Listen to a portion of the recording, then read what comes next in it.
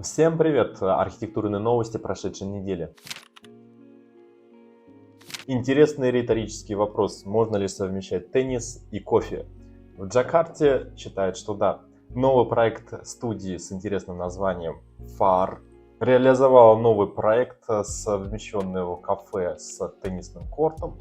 Со стороны улицы здание кажется одноэтажным, но оно по сути является двухэтажным с таким полуэтажем внутри, с разными зонами, теннисом, кофе, раздевалками, с зонами для мероприятий. Можно перекусить, восстановить силы после игры или взять расслабляющее кофе или другие напитки и смотреть, как играют другие. Интересный проект в большом мегаполисе с плотной застройкой. В Китае тоже работает с плотной застройкой. Студия Vision Beyond Studio. Интересное название студии, относящееся к проекту. На крыше торгового центра реализовали проект скейт-парка площадью 1500 квадратных метров с таким простым, но ярким дизайном. Самое главное здесь это добавление спортивных площадей в тех местах, где этого даже было изначально не предусмотрено.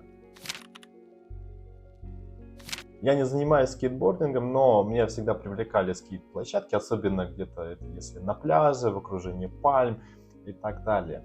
Статья «Роль скейтбординга в достижении городского благополучия» рассматривает важность общественных пространств в создании эмоционального благополучия, подчеркивая роль скейтбординга как активного элемента в развитии здоровых городских территорий. Объясняется, что скейт-парки становятся местами социальной встречи и культурного обмена, а также отмечается важность того, чтобы архитектура и урбанизм интегрировали скейтбординг в городскую ткань для создания многофункциональных пространств. Новый проект игровой площадки в Китае Rubik Square от 100 Architects. В центре площадки конструкция в форме кубика Рубика, различные игровые зоны, качели, горки, баскетбольные кольца, футбольная стена и мини-скейт-парк. Даже здесь, на детской игровой площадке, в Китае думают о том, как сделать скейт-пространство для маленьких жителей. Вообще, подобные активные пространства наподобие скейт-площадок, скейт-парков также необходимо как велодорожки или, например, треки для вождения за городом. Да и вообще любые пространства, например, туалетов, альтернативу которому жители могут и сами найти, если им этого не предоставить. Таким образом создается не только зона интереса, вовлечения сообщества, но также и минимизируются риски в других областях. MVRDV, ну куда же без них, почти всегда на повестке дня, превращает старую заброшенную церковь в плавательный бассейн с эффектом хождения по воде и святой водой. Бассейн со святой водой, Holy Water, это условное название для бассейна, у которого будет подниматься днище для того, чтобы превращать воду, по которой можно ходить, в какое-то другое пространство, где можно, ну, судя по рендерам, использовать для вечерних шоу, программ и так далее. Уникальное пространство с арочными окнами и витражами, что является переосмыслением сакральных пространств, превращение скамей в зону отдыха, а кафедру в кресло спасателя. Вообще, для чего такое издевательство над церковью? Дело в том, что в Нидерландах существует большая проблема, растущее количество заброшенных церквей. То есть они не используются людьми, и архитекторы переосмысливают пространство, чтобы не терять, ну, чтобы не оставлять вообще заброшенные здания. Такая проблема существует не только в Нидерландах. Ну, например, в Германии в прошлом выпуске я рассказывал проект Mosaic, опять же, от MVRDV, который создаст не только новое пространство и реорганизует старое, но также и переобустроит церкви в новые офисные пространства и жилье. Каталонский архитектор Антонио Гауди, автор легендарного собора Саграда Фамилия в Барселоне, который завершится в следующем году, спустя 140 лет после начала строительства, к столетию смерти автора, официально признан Папой Франциском как достопочтенный, что приближает его к возможному причислению к лику святых. Ватикан отметил его героические добродетели, подчеркнул, что Гауди рассматривал свою архитектуру как прославление Бога, стремясь приближать людей к вере через искусство. Процесс канонизации Гауди начался в 1992 году как архитектора, который видел архитектуру как открытую Библию из камня.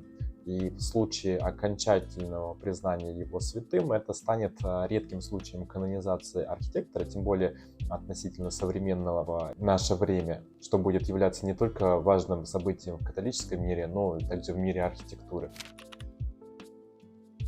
Не менее важная связанная новость. В пасхальный понедельник, 21 апреля, скончался Папа Франциск в возрасте 88 лет после продолжительной болезни. Первый в истории церкви из Латинской Америки стал папой в 2013 году. Был сосредоточен на бедных и обездоленных, на защите окружающей среды и необходимости реформ в самой церкви. Он отказался от роскоши папского дворца, жил в Каза Санта-Марта в Ватикане, став символом скромности и современного подхода к духовному лидерству. Папа Франциск останется в памяти как понтифик, который не боялся говорить правду, служить уязвимым и открывать церковь для мира.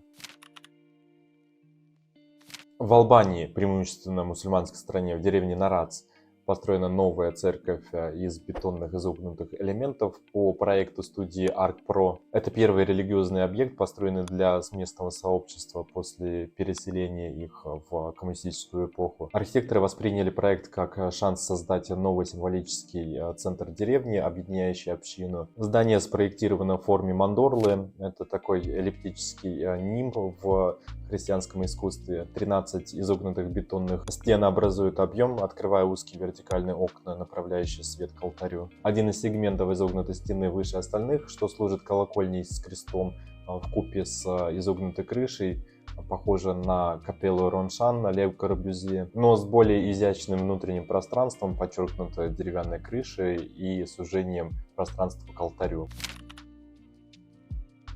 Статья, связанная с экоархитектурой, о том, как тарифы, введенные президентом Трампом для Европы и Азии, могут негативно сказаться на доступном и экологичном жилье, так как затраты, которые возрастут при необходимости импорта из Европы и Азии, потому что в любом случае нужны иностранные комплектующие, могут настолько удорожать строительство, что от подобного вида жилья придется отказаться вовсе. Это с учетом другой статьи, которая подчеркивает актуальность данной проблемы, о том, как настоящего перехода к экопроизводству энергии, экоархитектуре и так далее полноценно не было, так как до сих пор превалирует выработка электроэнергии за счет нефти, газа, угля и так далее, производство нефтепродуктов, бетона и все эти экопозитивные инициативы по снижению углеродного следа и так далее. Это тоже важно, тем более, что учитывается в некоторых законодательных актах и нормах для строительства, например, в Европе, но тем не менее может работать только в совокупности с остальными источниками энергии. Вот у кого точно нет проблем с экоархитектурой, это у стран Азии, если быть точнее, в данном случае Индия. Статья описывает планы по созданию города Амаравати, новой столицы одного из штатов Индии, которая будет полностью обеспечиваться электроэнергии за счет возобновляемых источников энергии. В центре проекта использование 2700 мегаватт электроэнергии для обеспечения города. Представьте, 2700 мегаватт. Сколько это? Для сравнения, чтобы запитать, например, Нью-Йорк, потребуется в 3 раза больше электроэнергии, при том, что если использовать только солнечные панели, понадобится площадь под солнечные панели равноценна половине Нью-Йорка. Использование солнечных систем, возобновляемых источников других энергии, экотранспорт и так далее. Устойчивое развитие, устойчивый город — это не только про эко-зеленую архитектуру и так далее. Об этом я расскажу в конце видео подробнее. А сейчас давайте от возможного первого полностью эко-города спустимся с небес на землю и рассмотрим более реалистичные проекты. Много разных интересных проектов из Индии, не буду все их рассказывать, но, например, тоже восстановление, только напротив храма уже. На фундаменте старого разрушенного детского центра напротив храма построили новую библиотеку с открытым двором.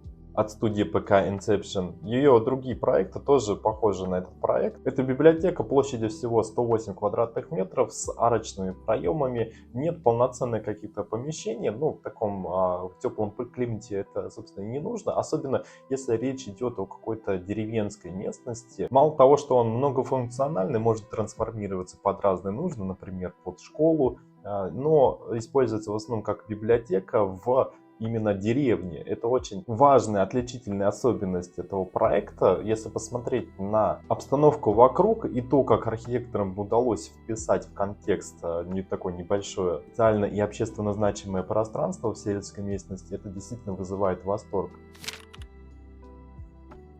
Похожий проект тоже в Индии, в удаленности от города, только в 10 раз больше, площадь почти 1200 квадратных метров. Проект «Оазис», состоящий из 5 блоков, сгруппированных вокруг топливного двора, спроектировала для себя индийская студия Саранж. Ну, разве вы бы не хотели работать в таком пространстве?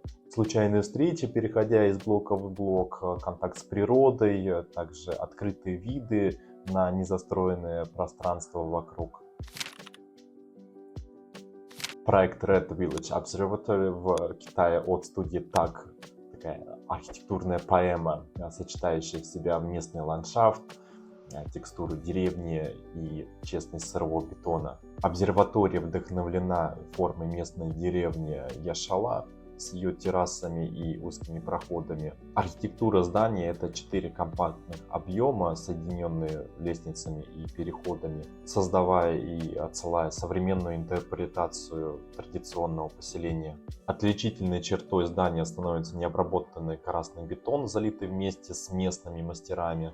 Игра света и тени ночью и днем, как за счет внутренней интеграции дневного света, так и внешних панорам, открывающие виды на восход солнца над горами. Проект в деревне для местного сообщества. В этом уникальность подобного места, в отличие от города. И раз уж мы говорим в основном в этом выпуске про деревни, давайте еще перенесемся в Африку. Одну секунду. В Марокко удалось добиться 90% покрытия градостроительными документами, планами развития всей страны. Это 1341 община, которая имеет теперь территориальные планы развития, интеграции деревень в жизнь города, влияние на экономику региона, социальные и экономические предложения, помощь, например, создание социального жилья, создание инфраструктуры, рабочих мест, что немаловажно, а также работа с национальной архитектурной школой для улучшения урбанистического ландшафта в исторически маргинализированных регионах. И напоследок, то, что я обещал рассказать про устойчивое развитие. Устойчивая архитектура, экоархитектура — это не совсем одно и то же. Зеленые крыши — это, конечно, красиво, но для чего их создавать, в чем их необходимость? Например, это может быть использовано в школах, покрытие актовых и спортивных залов для того, чтобы уменьшать шум, а также для того, чтобы, для водоотведения и так далее. Если мы говорим про возобновляемые источники энергии, можно интегрировать это в здание, но в целом устойчивое развитие — это больше связано с урбанистикой, с чем-то большим планированием города. Это не только и не совсем про экологичность, это вообще про то, что здание, среда живет, может меняться, трансформироваться со временем, адаптируясь к нынешним реалиям. Проекты, которые я рассказал в этом видео, тоже вот они такие экологически устойчивые. А в Марокко тоже это устойчивость, потому что идет развитие интеграции деревень в городскую ткань, то есть взаимодействие общин с городским населением, инфраструктуры, а также какие-нибудь проект в Индии, который используют для минимизации строительных материалов, опираясь на старый фундамент. Именно поэтому вот этот уродский колхозный вариант проекта цирка — это проблема не архитектуры, а урбанистики. Казалось бы, замки, старинные дворцы, виллы, пирамиды, живут дольше людей, но в нынешних реалиях даже исторические памятники конструктивизма или модернизма и так далее, брутализма, сносятся, живут меньше, чем люди. И в этом не все видят проблемы, обсуждая фасады какого-то цирка, который выбрали дети в основном, не говоря о том, что старое здание можно переобустроить. Не обязательно там делать цирк. Почему именно в этом месте должен быть цирк? Можно сделать там кинотеатр, можно сделать рынок, ну что угодно. То есть, опять же, нужен проект продуманный, подходящий под современные реалии. Потому что, ну, кто сейчас ходит в цирке, ну, ладно, это нужно отдельно смотреть, насколько популярны сейчас цирки. Времена меняются, но если так сносить каждый раз при необходимости и перестраивать, тем более одну функцию менять на ту же самую, просто расширяя, это не церковь, это церковь в основном строится. Сначала маленькая церковь, ее сносят, или она как-то разрушается, потом на месте нее строят собор. Но в этом есть какое-то религиозное значение. И таким образом, наоборот, культура, история места сохраняется. А если все подряд сносить, то наоборот, культура и историческая ткань меняется. И это были не все новости, которые я выписал, хотел бы с вами поделиться, но рассказал наиболее интересные за прошедшую неделю. На этом все. Увидимся в следующих новостях. Спасибо за просмотр. Кстати, комментарии приветствуются. И можете посмотреть другие видео на этом канале.